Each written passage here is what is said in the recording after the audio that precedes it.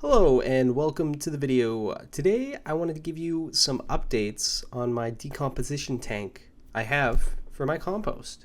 It's working pretty well so far. I've done about 3 or 4 tests with it where I put in about 2 pounds of material, and within a week by far the majority of it is broken down, which is pretty good. There's a couple things that I need to update. One, of course, being the video component of this. Now when I put things into this tank, because they have a lot of moisture in them when I put them in there, they add that moisture to the surrounding environment there. There's not really anywhere for that moisture to go except into the soil and on the walls of the tank. And I can't have that because it ruins the shot that I'm trying to get.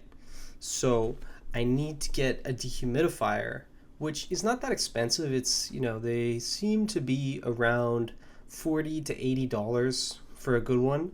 The one I want is about $50, and I can simply hook it up with a pipe to the inside of the tank. It'll take the moisture out.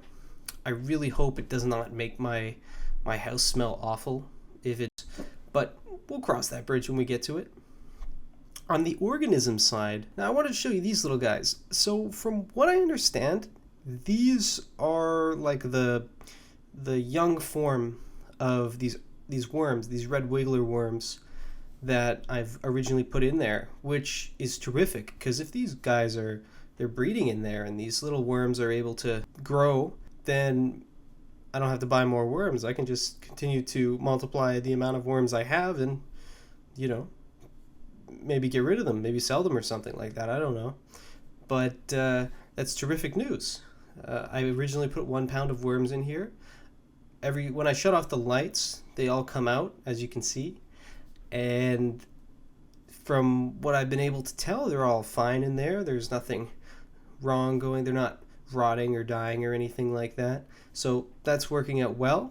So that's everything from me. I really appreciate you guys sticking in there and watching my videos, and I'll see you in the next one. Peace.